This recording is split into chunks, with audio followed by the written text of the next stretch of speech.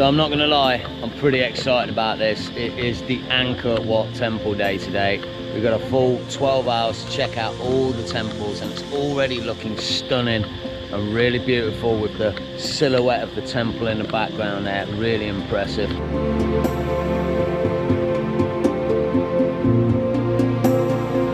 Who's gonna win out of that one? The dog or the monkey? Look at it, it's a standoff. A proper little standoff. No, dog's backing off. Wait, it's gonna come up the step for the monkey. Check this out, this is gonna kick off. Here we go, you might wanna mind out. Holy shit, man. You don't like the monkey, bro. Go get him.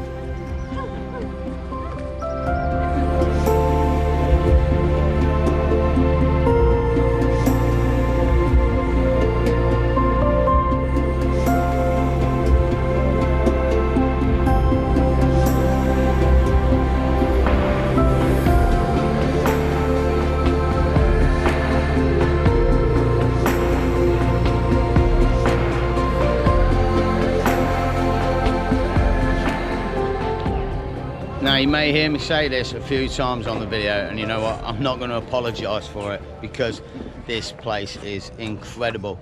I've seen a ton of temples around Asia, but the size of it and the detail that's in these temples, we've only been here for a couple of hours, but I am already astounded by how fantastic the structures are.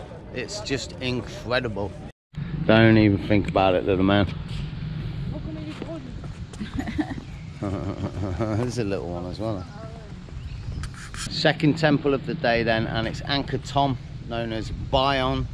It's actually being restored. There's some pictures as you're coming in, showing you the different restoration that's going on. I'm getting attacked by monkeys here. There's quite a few monkeys around here. I do not want to get bit. It's not going to be a history lesson. I'm not going to go that way. But if you can see, there are quite a few statues with no heads here. When it was found by the Europeans, obviously they wanted to take trinkets like they do from the pyramids in Egypt, and they decided to take the heads off of a lot of these statues to sell them to Europeans.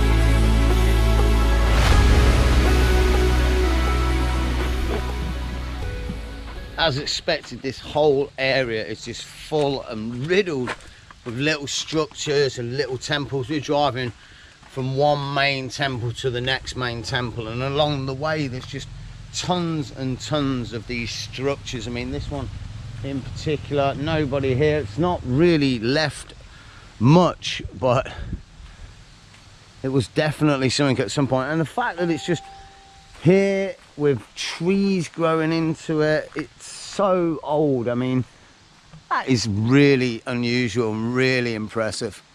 A whole tree on top of a stone structure, just fantastic. No name for this one, no understanding what it was used for, but just one of many, many structures and temples around the area.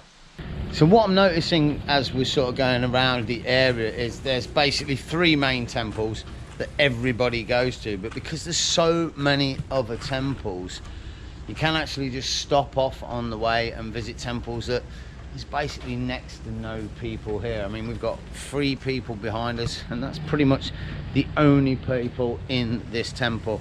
I'm not going to even try and remember what the name of this temple is.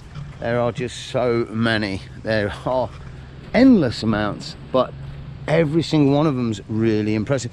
The thing is with this one though, what I am noticing is with the main temples, there's a lot of really intricate carvings on all the stones, and this one isn't that way. It's quite plain and basic. It's still pretty impressive, but not with the sense of detail that there is on the other ones. No, it's okay.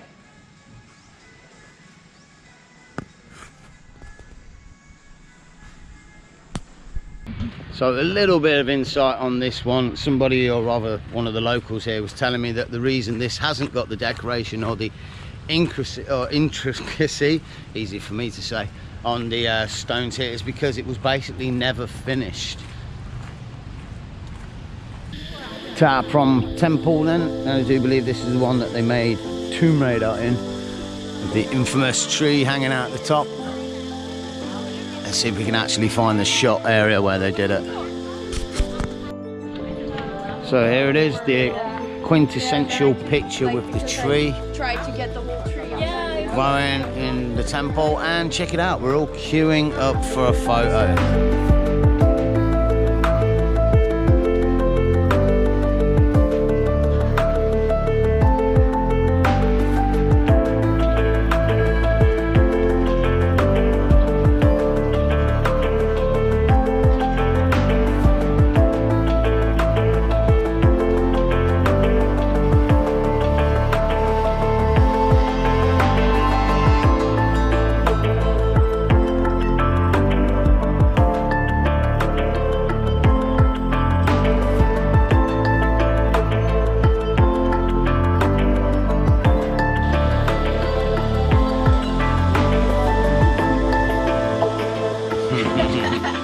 So our final stop of the day, and we're revisiting Angkor Wat. We didn't get a chance to go inside earlier, and to be honest, this is pretty cool. We're coming in through a different entrance, not over the floating bridge everybody normally comes from. We're coming around a back entrance, which sort of gives you a little bit of a different perspective, and probably some views of temples that most don't get to see, like this one behind me.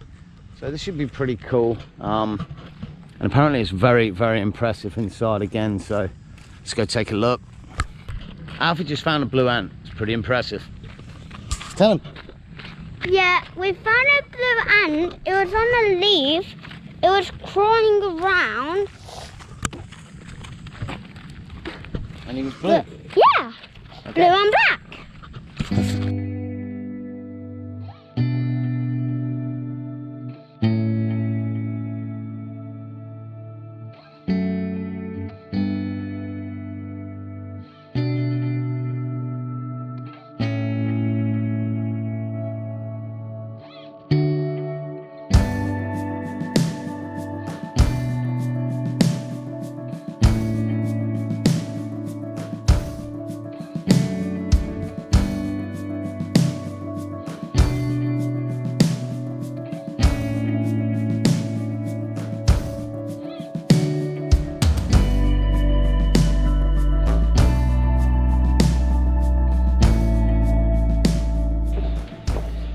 So we're at the top of the Angkor Wat temple, and you can really understand why this place was undiscovered for so long, with dense, thick jungle surrounding it like it is. And I'm assuming when it was first discovered, it was a lot more overgrown than it is now. It's been cut back and cleared and open for tourism, but yeah, it really gives you a sense of how in the middle of nowhere this place really is. Pretty impressive. So the Angkor Wat temples and the Angkor area, absolutely fantastic, totally stunning. Words cannot describe how impressed I was with that for the whole day. As I said previously, I've seen a number of temples throughout Asia, and apart from Borobudur in Indonesia, nothing really comes close to this place, and especially because of its sheer size and immensity surrounding the area. Like I said previously, some of these temples are 15-20 kilometers away from the actual Angkor Wat itself. It's immense how they've put it together over hundreds of years, and well worth a visit. Definitely want to tick off the bucket list if you're around in Cambodia. Yeah, the ticket price is a little bit expensive, $37, but I'd probably say it's worth it. It's more than I normally pay for things, but it is a once in a lifetime visit. The children, incidentally, because they're under 12, go for free. If your children are 12 to 18, you're going to be paying $15. So for us, we were kind of expecting to pay about $150 ish. My maths isn't great in this intense heat at the moment, but we saved about $70, 72 in total, because the children went free. So we were pretty chuffed with that. That allowed us to buy a few extra drinks that you're definitely going to need. There's no way you can carry enough liquid for the whole day here. It is insanely hot. You're going to be stopping off everywhere you go just to get drinks and a little bit of bite to eat. One thing I would mention is a tuk-tuk driver. We paid $17 for the whole day, which is great, but it seems like a bit of a recurring thing.